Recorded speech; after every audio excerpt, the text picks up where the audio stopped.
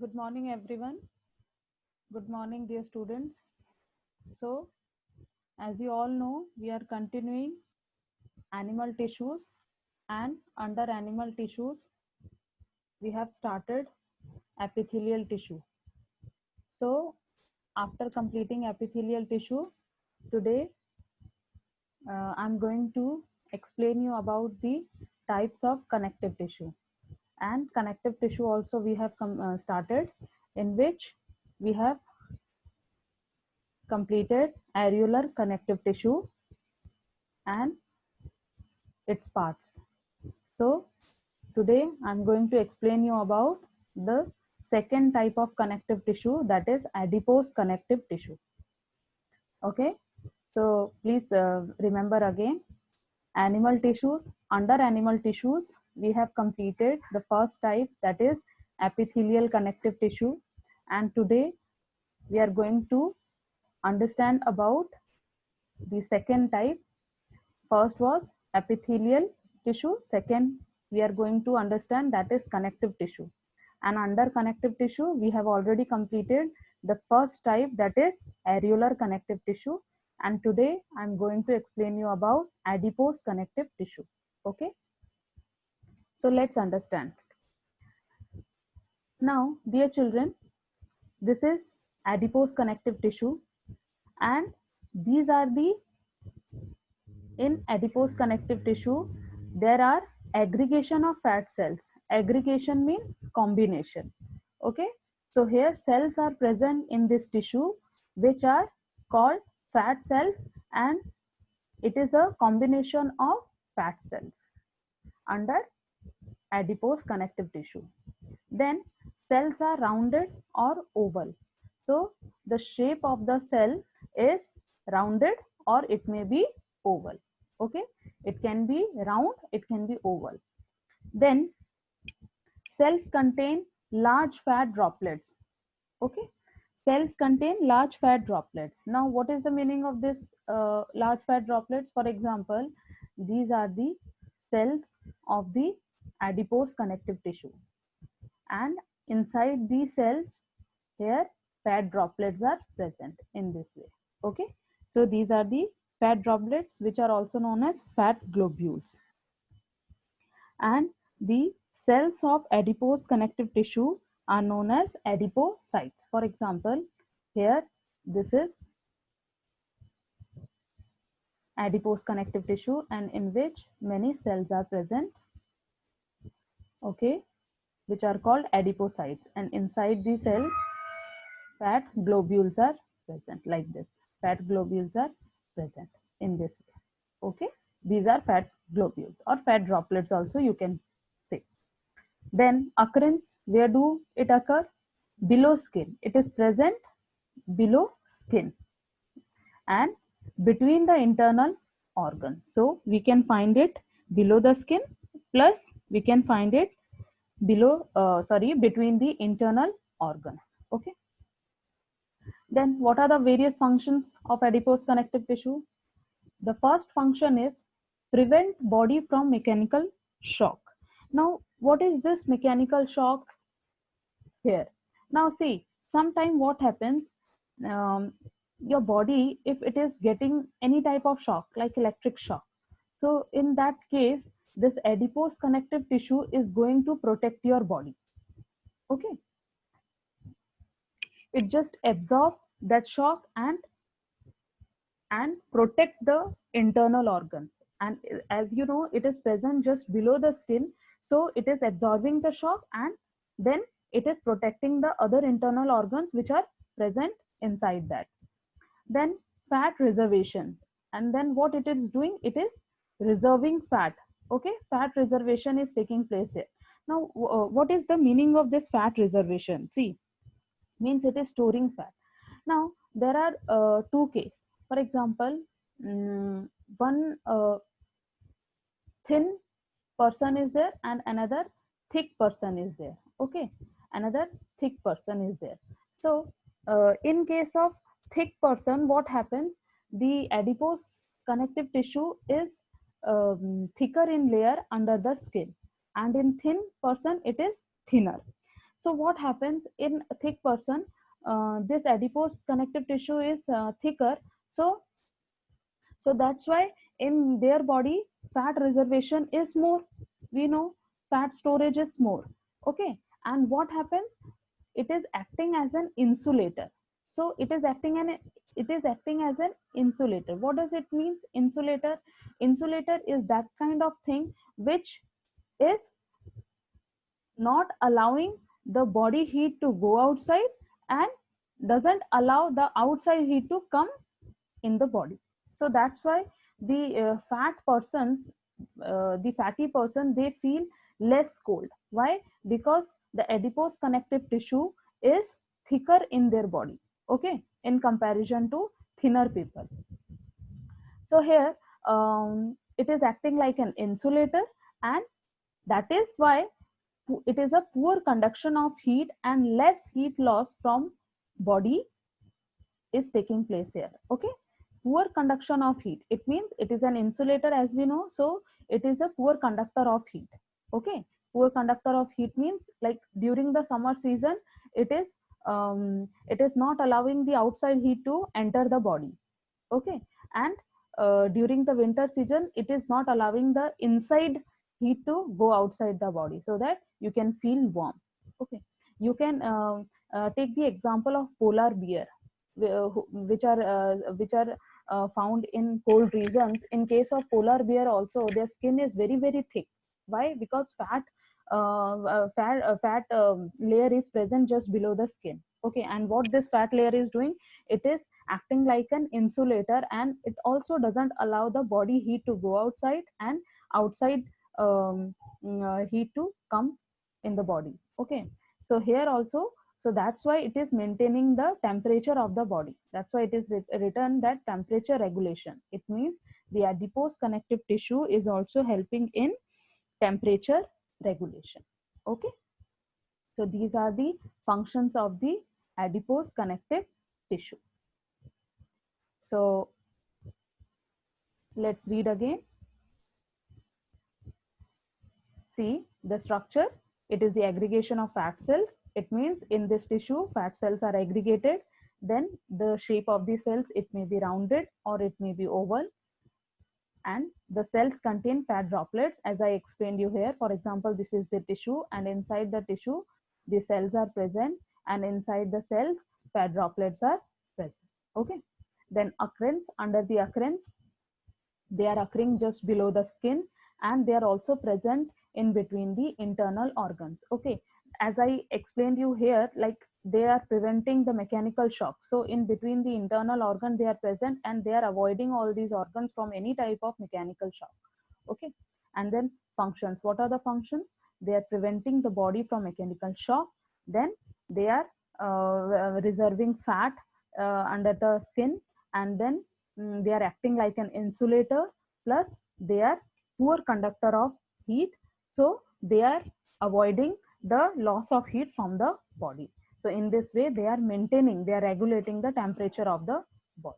Okay, and here you can see a picture of adipose connective tissue. This is the picture of adipose connective tissue, in which you can see these are the fat droplets present here. Okay, fat droplets present inside the cell. This is the cell, and this cell of adipose connective tissue are called as adipocytes. Here you can see a prominent nucleus is present, cytoplasm is also there. Okay, and here some connective tissue cells are also there. Here connective tissue fibers are present, and these are the blood vessels. Okay, so this is the picture of adipose connective tissue.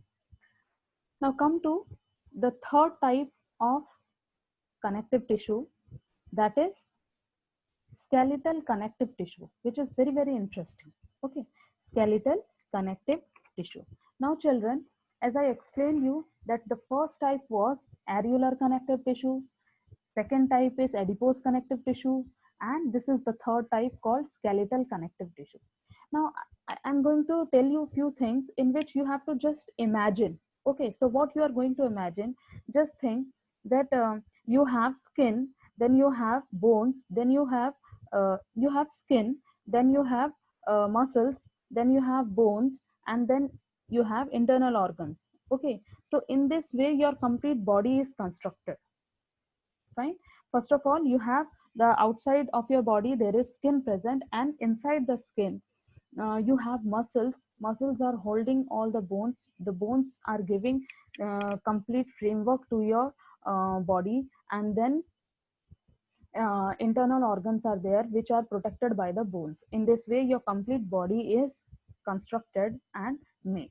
Okay, so skeletal connective tissue is a third type of connective tissue. Okay, connective tissue, just always when you are reading, just always keep this thing in mind that these all are the connective tissue, means they all are connecting the things. Okay, so that a complete body can be made. Now, under skeletal connective tissue, we can see there are two types. Okay, the first is cartilage, and second, we will read about bones. So, skeletal connective tissue is including cartilage and bones. So, first is cartilage. Now, what is the nature of cartilage? Widely spaced out cells. It means widely spaced out cells. What does it mean? It means inside cartilage, the cells are widely spaced, means they are they are having space in between them. Okay, more space is there, so these are the spaces, these are the spaces. Okay, then extensive matrix protein and sugar. It means the cells which are present in the matrix, you remember in the starting of the connective tissue I told you that the matrix of the connective tissue, it depends on the function of that particular tissue. Okay, it can be jelly like, it can be hard, it can be dense, it can be soft. So how it depends? It depends on the tissue in which it is present and what is the function of that tissue. So here, extensive matrix protein and sugar, it means the cells of cartilage is present in the matrix which is containing protein and sugar. Okay, we know that inside the tissue here in the matrix cells are present. These are the cells which are present in the matrix. Okay, then matrix is slightly elastic. Here the matrix, this is the matrix, and the matrix is elastic in nature. That's why there can be little movement in the cartilage. Cartilage is flexible. Okay, it is flexible. Flexible means you can move it, which is allowing movement. Okay, then come to the occurrence. Now, what is the occurrence? It is where does it present? It present in ear pinna. Ear pinna means the outer structure you can see of your ear, that is called pinna. So it is present in ear pinna, and you can just hold your ear pinna. You can bend it. Okay, it can be bent. So why? Because there is little flexibility present. Then nose tip. It is present in the nose tip. Okay, so here your nose tip also can be moved. You can also move your nose tip. Then it is present in larynx. Larynx is the windpipe. So it is present there also in the trachea. Then it is present in the it is present in trachea, which is the windpipe, and it is present in larynx. Larynx is the voice box. It is present above the trachea. Okay, so in all these reasons, cartilage are present. Then smoothens bone surface at joints. Now, at the joint part where two bones are meeting, in that region, it is smoothing the bone surface. Okay, cartilage is present and it is meeting the bone surface. For example, there are two bones, and when there is movement occurring, so at that time the bones are meeting with each other, and there should not be any damage. Okay, so to avoid all these damage and everything, cartilage is present in between the bones. Then functions. What is the function? Support and flexibility to body parts. So cartilage is providing support, but obvious, and it is providing flexibility to the various body parts. Okay, so this is all about cartilage. The cells are widely spaced. The matrix which is present, it is containing protein and sugar, and the matrix is elastic. Elastic means flexibility is there, and cartilage is flexible. Okay, and it is found in ear pinna, nose tip, trachea, larynx. Plus it is also present at the joints of bones. Their main function is to provide support and flexibility. Now let's come to bones. Here you can see, okay, before going to bones, I just want to show you this picture. Just have a look on this picture. Here you can see, this is one bone. Just see, this is one bone, okay, and this is another bone present here, fine. And in between the two bone, you can see there is a structure here, and this structure is known as cartilage. What is this structure? This structure is cartilage. So now only we read about cartilage. This is cartilage, okay. And here it is the ligament. Ligament also we read. Ligament is that part which is connecting two bones. And here cartilage is there, which is flexible and which is flexible, plus they are not allowing any type of damage in between the bones, okay. Now come to bones. What is the nature of bone? They are very strong. They are non-flexible, means in the bones flexibility is not there, and they are very, very strong. They are very hard and they are very rigid. Rigid means no movement, plus bone cells are embedded in hard matrix. Now just think that your complete body part, it has a complete framework, okay, and the complete framework is made up of bone. As we know, skins are there, and after that muscles are there, and muscles are just over the complete bony framework, which is known as skeleton, okay. And this skeleton is only providing a complete rigidity to the structure of our body, okay. That's why the bones, they are present in the matrix, and this matrix is very, very hard, okay, because bones has to be very hard and they have to provide protection.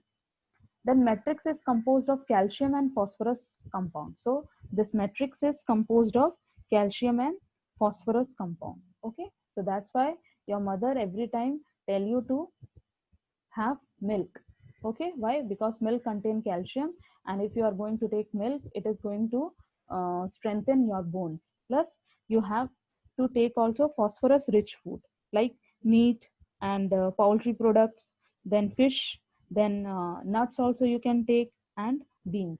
So these are the food items which can provide you phosphorus. So please take the food items which can provide you calcium and phosphorus, so that your bones should be very, very strong. Then come to functions. What are the functions of bones? Form a framework. As we know, the bones is forming a complete framework inside which organs are there and a complete body can be made. Then it is providing support to the body. Then provide shape to body. Shape also, okay, like our head is in one region, then neck part comes, then arm comes, then our middle part like stomach, all these things, they are coming, then our legs are coming. So it is completely giving a shape to our body, okay. Then protect vital body organs like brain and lungs. Yes, it is very important. For example, see, these are what? These are the ribs, okay. These are the ribs present, and in between the ribs there is a sternum. This is sternum present, and these are the ribs which are made up of bones. They are providing protection to the lungs present here. Got it? Lungs present here. So lungs are very delicate. They are the internal organ. Similarly, in case of brain also, just a brain is a type of muscle, okay. It is made up of muscle and it is very, very delicate. So the bony structure which is protecting the brain is known as skull. So here also ribs are protecting lungs. So in this way, brain and lungs are protected by the bones, okay. And the cells of the cells which are present in this hard matrix, they are called as osteocytes. This is just for your information. They are called as osteocytes, and osteocytes are known as bone cells, okay. They are called osteocyte, O S T E O C Y T E S, osteocytes. Okay, these are the bone cells, right? And they are made by osteoblast. Osteoblasts are bone forming cells, right? Okay, now let's come to the next. So this is the structure which is showing you bone and cartilage. I have explained you. Now let's come to the D type of the connective tissue, that is fluid connective tissue, right? So today we understood about that B part, that is adipose connective tissue, then C part, that is skeletal connective tissue, and then the D part, which is fluid connective tissue. Now, what is this fluid connective tissue? See, the complete body is also connected by fluid. Now, what is this fluid? See, it connects different parts of the body, yes, then maintain a continuity in the body. It is maintaining a complete continuity in the body. Okay. Then what are the types? Under this, we are going to read about blood and lymph. So blood and lymph are the fluid connective tissue which is maintaining a continuity in the body. Let's come to first to blood. Now what is the structure? Fluid connective tissue. Blood is a fluid connective tissue. It is in the form of fluid. Okay, like as we read in skeletal connective tissue, the bones are very hard, but here in fluid connective tissue, blood is in the form of fluid, right? Then it is composed of blood cells. Blood is containing blood cells, and these blood cells are of three types. First is RBC, second is WBC, and third is platelets. RBC means red blood corpuscles, white blood corpuscles, and platelets. And here, blood cells, it is composed of blood cells, or we can also call it blood corpuscles. Okay. Then blood cells move in liquid matrix called blood plasma. Now see, in every stage we read that all the cells, they are present in a matrix substance. Okay. So here also the matrix in which all these cells are present, it is known as blood plasma. The matrix is called blood plasma. Okay, it is very important. Please keep it in mind. Make a star mark here. Then this plasma is containing protein, salts, and hormones. This plasma is full of protein, salts, and hormones. Got it? So this is all about the structure of blood. It is a fluid connective tissue. It contains blood cells or blood corpuscles. What are the blood corpuscles? Red blood cells, then the white blood cells, and platelets. Okay, and all these cells, they are present in the matrix called blood plasma. This blood plasma is containing protein, salts, and hormones. Now come to the functions. What is the function of blood? Blood flows and transport gases, digested food, hormones, and waste material. Now see, during respiration, we are inhaling oxygen, and this oxygen is reaching to the lungs. And from the lungs, oxygen is combining with the hemoglobin, which is a part of red blood corpuscles, and RBC is present in the blood.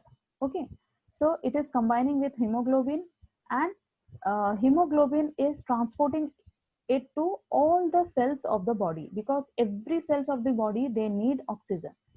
Similarly, digested food, during the process of digestion, the food which is completely digested in the small intestine, after getting digested in small intestine, the digested food is combining with the blood, and blood is carrying it to each and every cell. Then hormones are also formed by the different gland. For example, we read about thyroid gland, which is secreting thyroxine hormone. So these hormones are also mixed with the blood, and blood is carrying them to their target organ where they are going to function. Then waste materials are also formed by the cells as they are doing many metabolic activities. So waste materials are also releasing, and these waste materials are carried by the blood to the respective organs where they are going to excreted out. by which. So these are the various functions of the blood: to transport gases, digested food, hormones, and waste material. Then comes the lymph. Now what is this lymph? Lymph is a colorless fluid, and RBC and blood protein are absent in that, and its color is little pale yellow. So up to this only about lymph you know. Okay, so this is all about blood. So here you can see the types of blood. These are red blood cells, and they are also called as erythrocytes. Okay, and these are platelets, they are also called as thrombocytes. And here these are white blood cells, which are called as leukocytes. So red blood cells, we know that its function is to transport all the things. Then platelets and white blood cells, their function is to fight against the diseases. Okay, like whatever outside thing, foreign material, they are attacking our body, they want to enter our body, so they are fighting with them and they are letting them go. They are acting like soldiers for our body, platelets and white blood cells. Here white blood cells are also of 5 types: neutrophils, eosinophils, basophils, lymphocytes, and monocytes. So about them we can just read in detail when we will be reading about blood. Okay, so these are the different cells of the blood. So here we completed today's topic, that is connective tissue. Connective tissue is over here, which is a part of animal tissue. And under connective tissue, we have read areolar connective tissue, adipose connective tissue, skeletal connective tissue, and fluid connective tissue. These are the 4 parts of connective tissue. Okay. In the next class, we will be reading about muscular tissue. Thank you so much.